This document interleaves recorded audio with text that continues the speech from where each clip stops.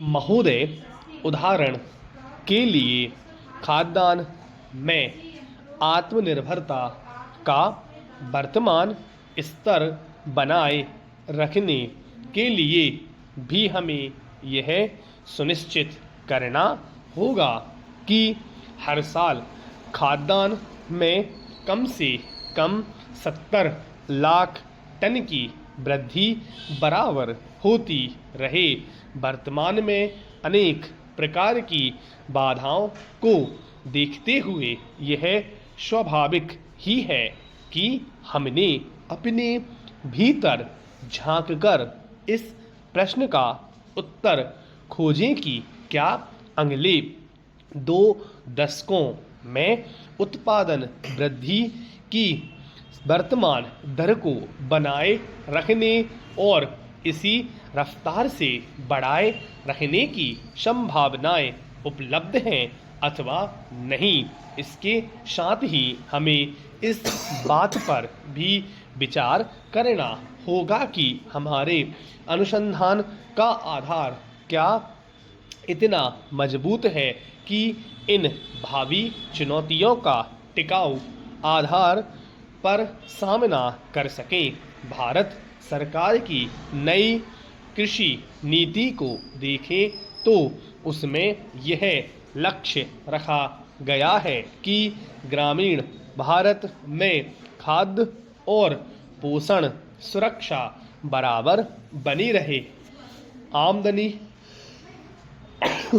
बढ़ाने और रोजगार के अवसर बढ़ते रहें। इस दृष्टि से टिकाऊ कृषि और ग्रामीण विकास के लिए अल्पकालिक और दीर्घकालिक ऋण नीतियाँ कुछ इस प्रकार की होनी चाहिए। खाद्य उत्पादन में पौध प्रारूप को सुधार कर विकसित की गई गेहूं और धान की अधिक उपजशील किस्मों और मक्का, ज्वार तथा बाजरा में संकर ओज का उपयोग करके ही विशाल प्रगति की गई, लेकिन अब भी इन फसलों की उन्नत किस्मों की आनुवंशिक संभावनाओं का पूरा इस्तेमाल नहीं किया गया। नहीं तो किसानों के खेतों पर और प्रयोगशालाओं के खेतों पर उपज के स्तर में इतना भारी फर्क देखने को नहीं मिलता। उदाहरण के लिए मध्यम अवधि वाले बौने धान की किस्में 6 टन प्रति हेक्टर तक पैदावार दे सकती हैं, जबकि सिंचित क्षेत्रों में इन किस्मों की औसत उपज 3 टन प्रति हेक्टर भी नहीं है। इससे साफ पता चलता है कि बौने धान की उपज संभावना का केवल 40 से 50% इस्तेमाल किया गया। यही बात गेहूं, ज्वार और बाजरा पर भी लागू होती है।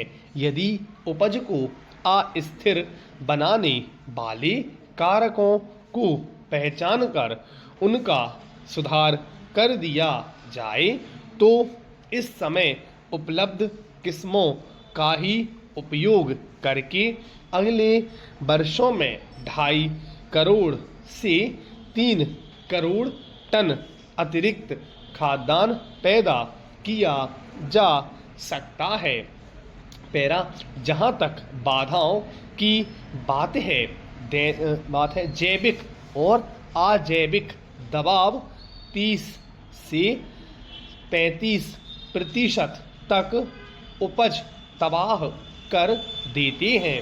यदि किस्मों और संकरों में बाधा का वांछित स्तर दिया जाए तो और समेकित कीट प्रबंध की तकनीकें अपनाई जाएं तो यह हानि काफ़ी हद तक कम की जा सकती है। पोषक तत्वों के असंतुलन और कम मात्रा में उपयोग करने, अनुचित किस्मों को चुनने और घटिया बीजों के कारण भी उपज की बहुत हानि होती है, जिसे कम किया जा सकता है। इस तरह उपज का अधिकतम स्तर प्राप्त किया जा सकता है। हाल ही के वर्षों में जहां नई तकनीकें नहीं पहुंची हैं, वहां उनका प्रसार करके आशातीत सफलताएं मिली हैं। उदाहरण के लिए पूर्वी राज्यों में बोरो यानी बसंत के मौसम में धान के क्षेत्र में विस्तार हुआ है। पैरा महोदय, मुझे इस बात से बड़ी प्रसन्नता है कि आप लोग जो आदिम जातियों के हित में अपने अपने तरीकों से कार्य करने में रत रहे हैं और जिन्हें आदिवासियों की सेवा करने का प्रयास करने वालों के सामने आने वाली समस्याओं से अब तक काफ़ी परिचय हो गया है। आज इस सम्मेलन में इस विचार से सम्मिलित हुए हैं कि इस महान समस्या पर सम्मिलित रूप से विचार किया जा सके और आदिम जातीय लोगों की सेवा के लिए एक समन्वित योजना तैयार की जा सके। भारत के संविधान ने देश की सरकार का यह अनिवार्य कर्तव्य विहित कर दिया है कि वह इस समस्या पर विशिष्ट ध्यान दे। अपने इस अनिवार्य कर्तव्य का पालन करने के लिए सरकार ने इस कार्य की देखभाल हेतु एक विशिष्ट पदाधिकारी नियुक्त किया है। आप सब लोग श्री लक्ष्मी दास श्रीकांत को जानते हैं।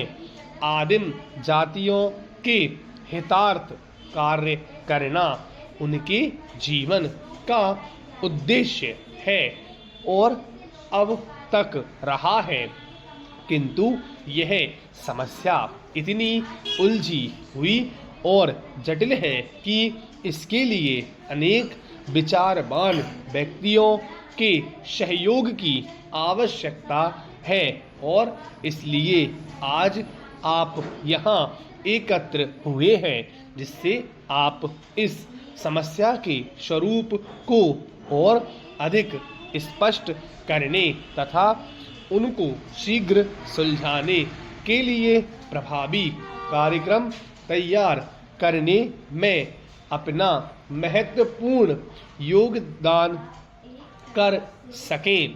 भारत में अनुसूचित आदिम जातियों के नाम से ज्ञात लोगों की जनसंख्या लगभग 2 करोड़ है। वे समस्त देश में फैले हुए हैं, किंतु उनकी जनसंख्या का बड़ा भाग बिहार, बम्बई, उड़ीसा, मध्य प्रदेश, पश्चिम बंगाल, मध्य भारत, मद्रास और राजस्थान के राज्यों में है। उनमें संबंधित अनेक समस्याएं हैं जिनका सहानुभूति पूर्ण और समझ-बूझ से हल करना आवश्यक है। वे देश के अन्य जनसंख्या से बहुत बातों में भिन्न हैं। उदाहरणार्थ, उनकी भाषाएं भिन्न हैं। महोदय